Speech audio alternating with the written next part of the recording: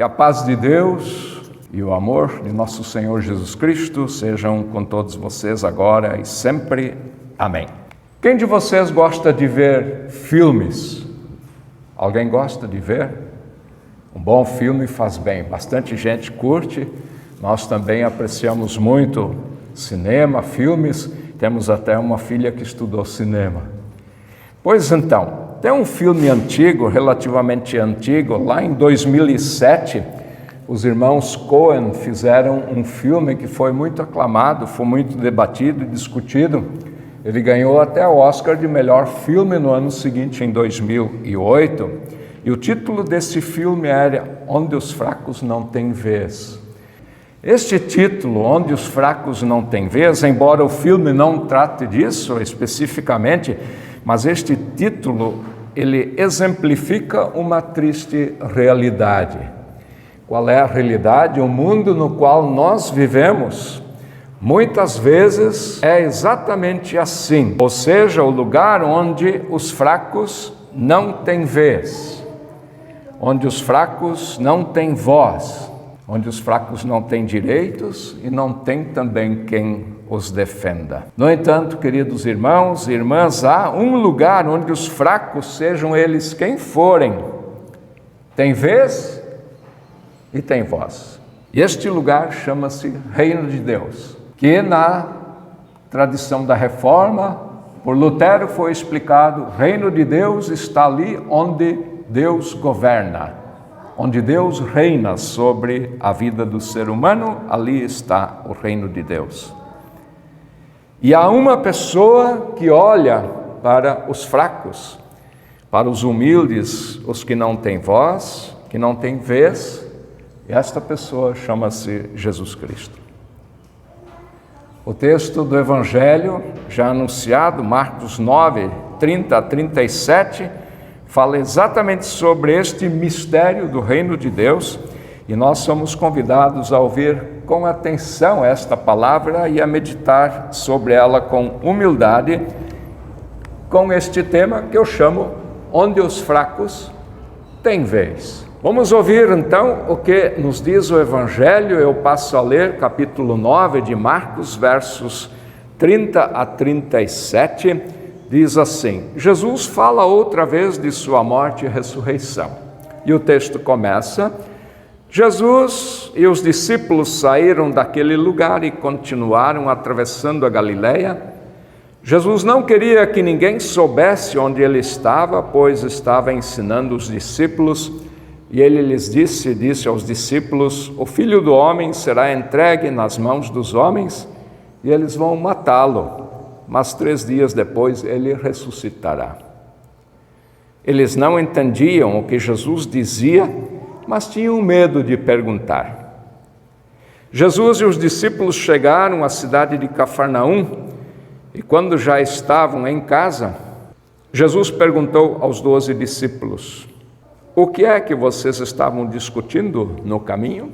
Mas eles ficaram calados porque no caminho tinham discutido sobre qual deles era o mais importante. Jesus sentou-se, chamou os 12 e lhes disse: se alguém quer ser o primeiro, deve ficar em último lugar e servir a todos.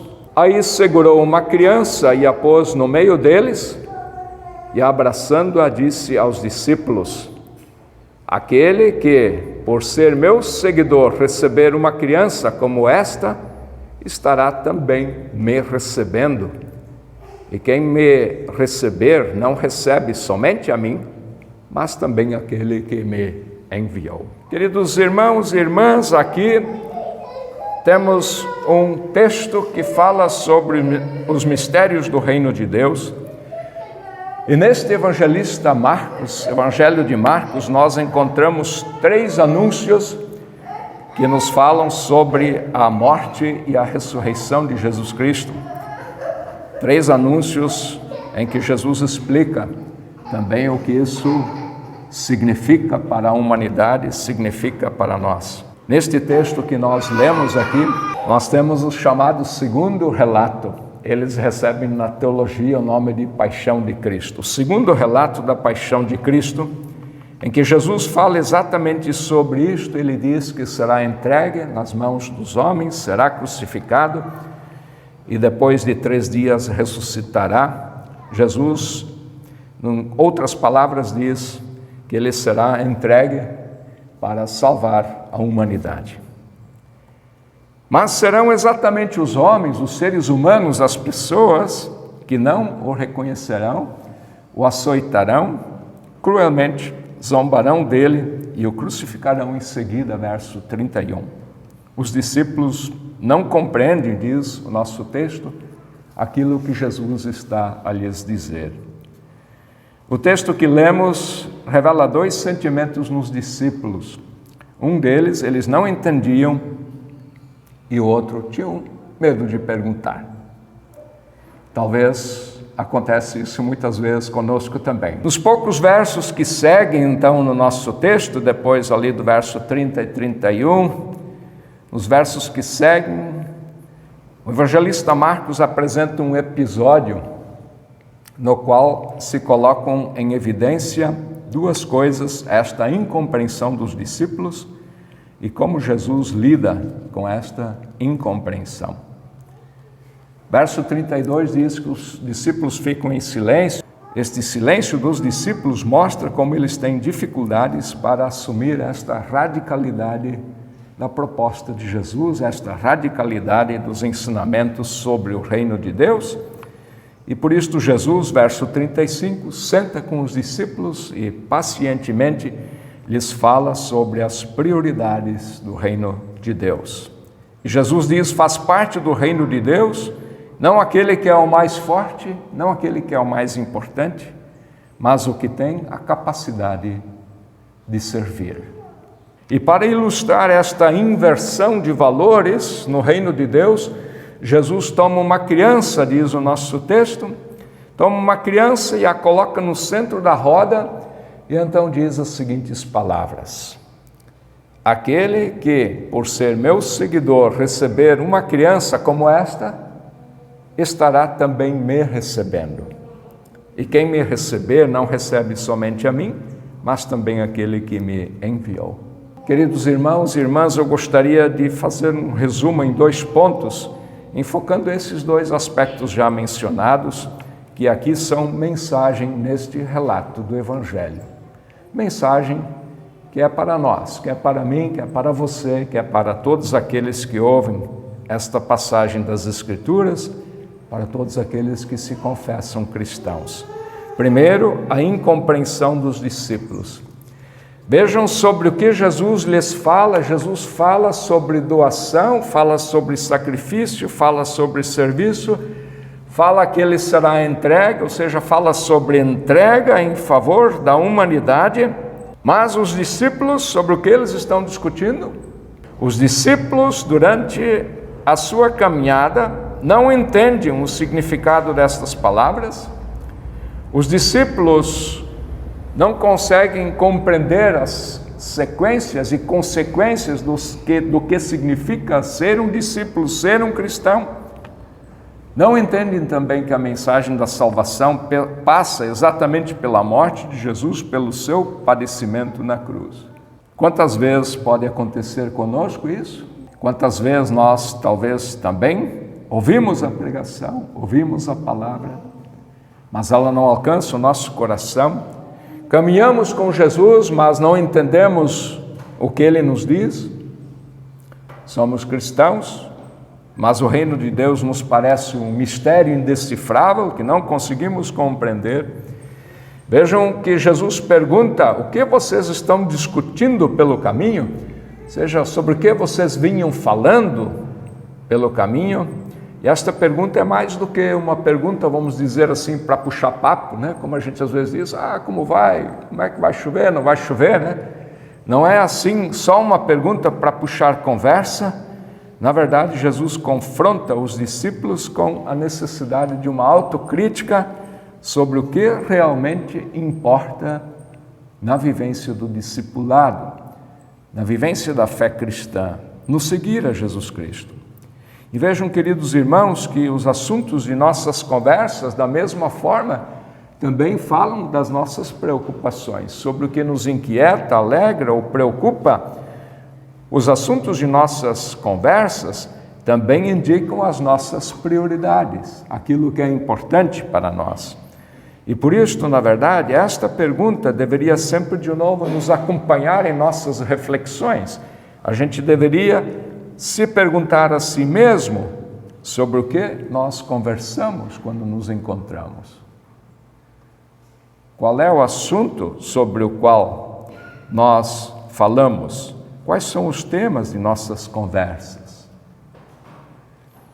Sobre quais assuntos talvez nós não temos conversado e deveríamos conversar? Ou quais são talvez os assuntos que a gente sempre de novo conversa e que a gente poderia abrir mão? Deveríamos talvez mudar o foco daquilo que nós discutimos pela caminhada no discipulado, na caminhada da fé cristã, na caminhada da igreja como um todo. Vejam que o silêncio dos discípulos diante da pergunta de Jesus revelou exatamente que eles não tinham entendido o que Jesus fala. Foi difícil para os discípulos, imagino que nós, que vivemos 2000 anos depois, talvez possa ser um mistério também do que Jesus lhes fala aqui sobre o reino de Deus. E este é o segundo ponto, então. Primeiro é exatamente a incompreensão dos discípulos, e o segundo ponto, eu volto e aprofundo um pouquinho, o reino de Deus é este espaço onde os fracos têm vez, diferente do título do filme, onde os fracos não têm vez. Hoje uma palavra muito moderna, que nem sempre a gente entende, né? Paradigma. Jesus quebrou um paradigma aqui quando ele fala sobre o reino de Deus. O que neste mundo não tem vez, não tem voz, sejam os pobres, sejam os pecadores, sejam as mulheres, sejam as crianças, os enfermos, ou podemos aumentar esta lista, a estes Jesus quer acolher. Se nós nos sentimos um pouco desconfortáveis quando eu digo isto, então pegou. Vocês entendem? Então nós estamos como os discípulos aqui, pô, que chato, né? Mas é isto, percebem? E Jesus explica isto aqui, neste texto, que o mais importante não é este, que é servido, que tem pessoas à disposição dele para satisfazer suas vontades, atender seus desejos. O mais importante é aquele que serve. O caminho para ser importante no reino de Deus e diante de Deus é o oposto do caminho também pensado pelos discípulos. E Jesus ilustra a sua mensagem com algo que deve ter sido até constrangedor. Sim, constrangedor nesta roda de conversa. Uma outra imagem aqui, Jesus pega o quê? Pega quem? Pega uma criancinha. Pega uma criança, vejam como diz o texto, coloca no centro, tá? Ele coloca no centro, ou seja, no meio da roda. Abraça a criança e então explica: quem acolhe uma criança recebe a mim. Quem recebe uma criança recebe a Cristo. E logo depois, já no capítulo seguinte, capítulo 10, Jesus vai ainda mais longe e faz o contrário. 10:15, podem conferir. Quem não receber o reino de Deus como uma criança, nunca entrará nele. Percebemos, queridos irmãos e irmãs, que às vezes nos parece um mistério também isto, e a pergunta: será que nós conseguimos entender o que os discípulos aqui não compreenderam? Vejam que o Antigo Testamento já recomendava que toda pessoa crente em Deus, toda pessoa temente a Deus, deveria acolher as pessoas marginalizadas. Era a lei no Antigo Testamento. Mas então citava órfãos, viúvas e estrangeiros. Sempre órfãos, viúvas e estrangeiros no Antigo Testamento. Mas as crianças não eram lembradas. E no tempo de Jesus, as crianças, com exceção dos filhos homens primogênitos, tá? As crianças, menos os filhos homens primogênitos, que tinham aí alguns direitos, as crianças como um todo eram desvalorizadas pelos adultos e desprezadas pela sociedade. Na escola, apenas os meninos podiam aprender a ler. Ou seja, infelizmente, 2000 anos depois, vemos de novo alguns países achando que é assim que deve ser, né? Só os meninos, só os homens podem ser instruídos. O que no nosso texto agora é interessante que Jesus pega esta criança que não é valorizada, que não é reconhecida, que não tem vez, que não tem voz, e a coloca no centro da roda, no centro da roda da conversa, para ser um símbolo sobre a mensagem que Jesus traz. Quem é o maior? Quem é o mais importante? Todo aquele, diz Jesus, que entende que o reino de Deus anunciado por ele é o lugar onde os fracos têm vez. Todo aquele que, reconhecendo isto, se coloca à disposição para servir. Vejam, queridos irmãos, o critério que Jesus então usa para definir a importância de alguém é a sua capacidade de colocar-se à disposição de Jesus para servi-lo. Quem quer ser o primeiro, diz Jesus, quem quer ser o importante deve fazer-se de pequeno e servir aos seus irmãos. Será que isto poderia ser um assunto para a nossa roda de conversa? Que o bondoso Deus nos ajude a entender que este mistério do reino de Deus em Jesus Cristo é decifrado, ele nos é revelado através daquilo que Jesus aqui faz no nosso texto. Quando no centro é colocado alguém que para a sociedade, para o mundo, não tem voz, não tem vez. O reino de Deus, anunciado por Jesus Cristo, é o lugar onde os fracos têm vez. Amém.